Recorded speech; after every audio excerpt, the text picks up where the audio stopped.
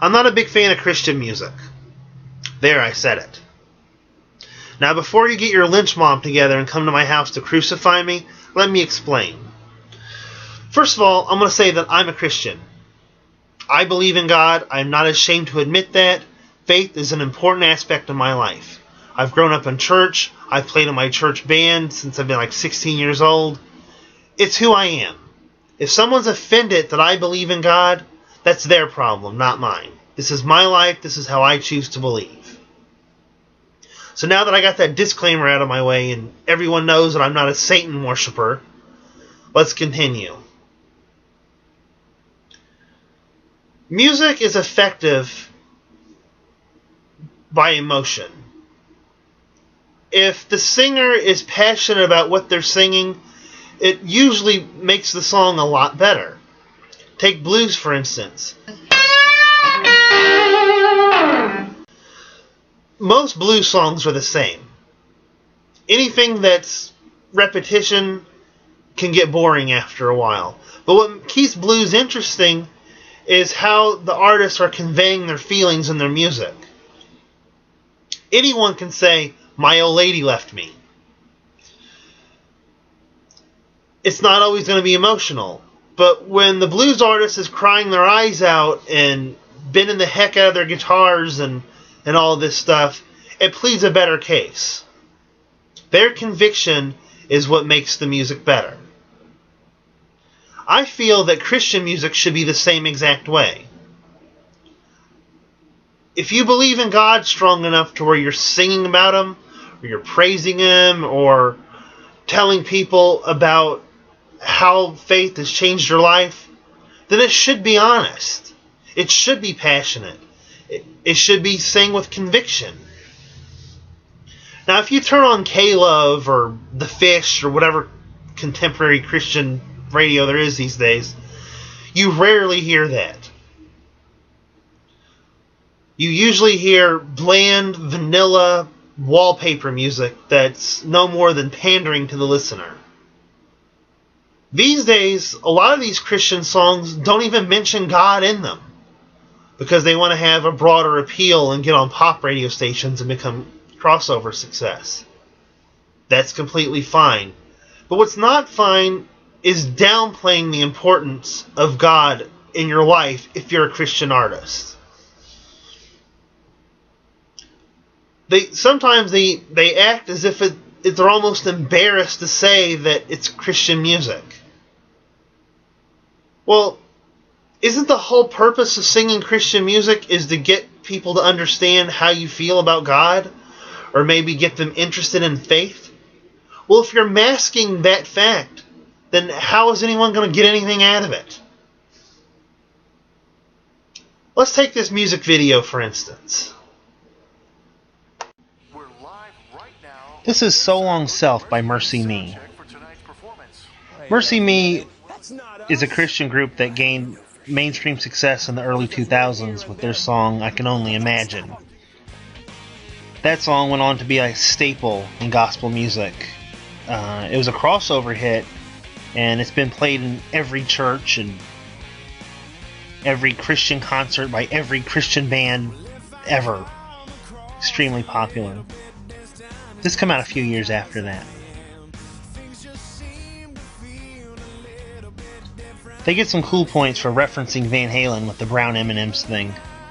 You need to look that story up. It's a really interesting read.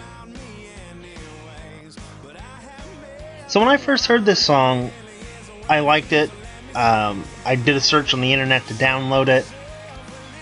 Found it, and I looked up the lyrics, and I found out that this is a Christian band. I didn't even know they were the same dudes that did I Can Only Imagine. Didn't really care for that song too much. But, you know, when you read the lyrics to this, or listen to this song, it doesn't even directly reference God or Jesus or Christian culture. The lyrics could be applied to anything.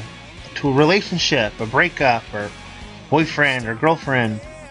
And I think that's where some of the problem lies with it. Being that I found out that it's a Christian song, it made me like it less. Not because of the subject matter, it's because the way they're handling it. This video is a goofy cartoon mess, and they're dealing with something that is important and serious. The lyrics mean they're giving their life to God, and they're no longer interested in the person they used to be. They want to become a better person and live their life for God. That's an important message, and that's if you're going through with that and becoming a Christian, that's important. That's not nothing to joke about. My other problem is that it's could be applied to anything. You know, who are they trying to appeal to with this song? Is it music for Christians just to listen to?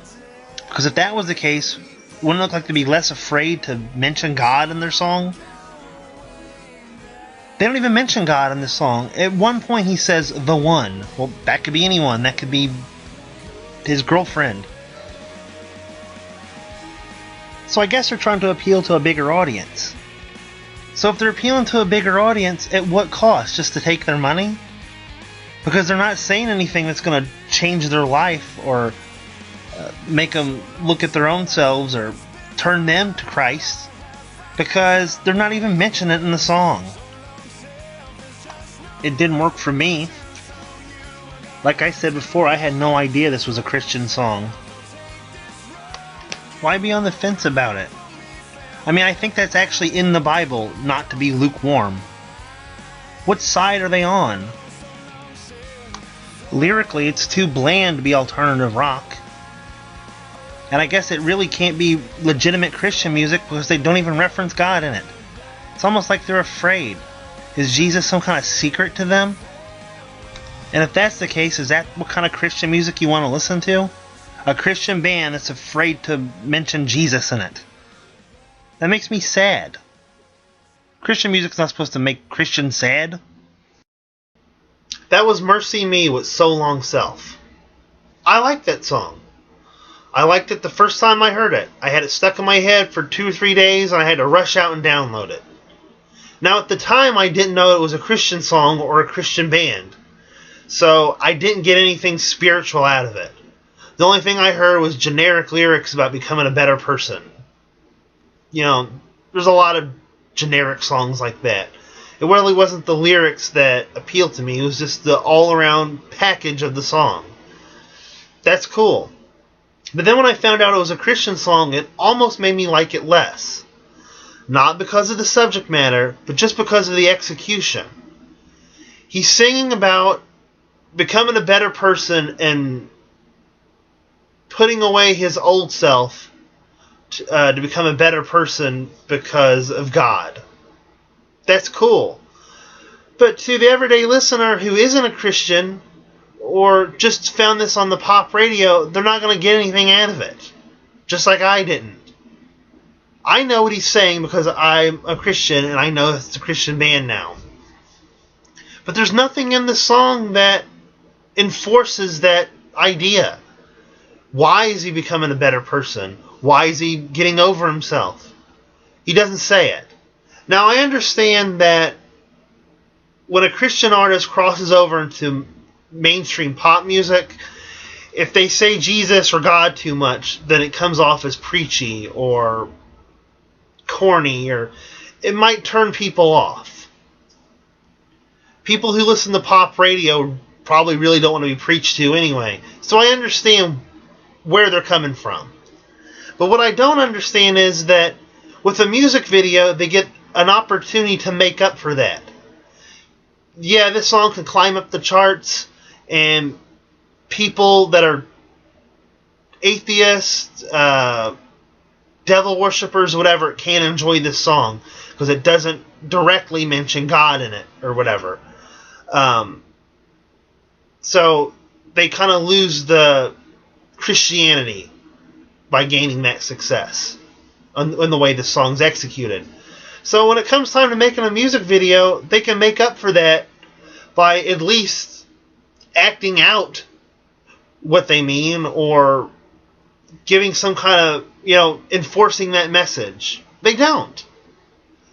This video is a cartoon, cutesy, lame attempt at humor or some kind of comedy appeal. I don't know. It's terrible. The video has nothing to do with the song. It doesn't enforce anything that the song means. It's just drivel. And that kind of goes back to the point from the first of the video. This is Christian music, so the whole purpose of it is to get people to understand faith, or maybe turn people to a better life. What are they doing here with this song? They're not doing anything.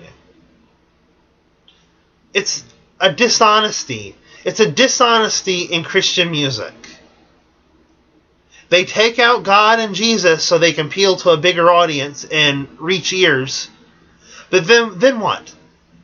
They've reached mainstream popularity, and their original goal is gone. What's the point? That's my problem with contemporary Christian music.